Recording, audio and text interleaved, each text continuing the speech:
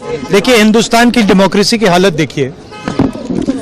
300 MPs election commission से मिलना चाहते हैं और कहते हैं कि हम डेलीगेशन लेके आएंगे, हम आपको एक डॉक्यूमेंट देना चाहते हैं। इलेक्शन कमीशन कहता है नहीं, 300 एमपीज नहीं आ सकते हैं।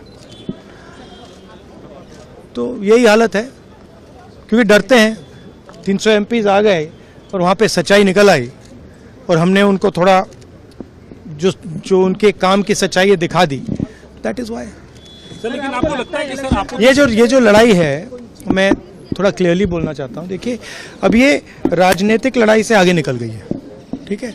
अब ये देश की जो आत्मा है, स्पिरिचुअल देश का जो आत्मा है, उसके लिए लड़ाई हो रही है। कॉन्स्टिट्यूशन की लड़ाई है।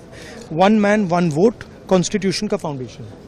1 मैन 1 वोट के बिना कॉन्स्टिट्यूशन का कोई मतलब नहीं है। और हमने क्लियरली दिखाया है कर्नाटक में कि 1 मैन 1 वोट नहीं है। Multiple man multiple vote, 1 man multiple vote, सारा कुछ चल रहा है, ठीक है।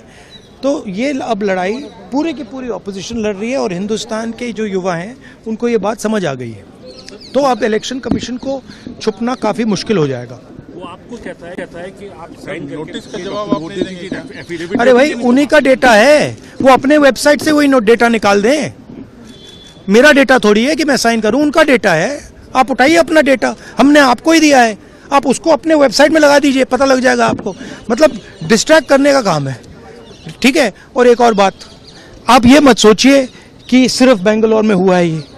ये देश में अलग अलग कंस्टिट्यूएंसीज में हुआ है और इलेक्शन कमीशन जानता है। इलेक्शन कमीशन जानता है कि वो उसका जो डेटा है वो फटेगा। जो उसको अभी वो कंट्रोल करने की कोशिश कर रहा है, छुपाने की कोशिश कर रहा है, उसको हम निकाल देंगे, ठीक है। और वो फटेगा, वो जानता है। Thank you.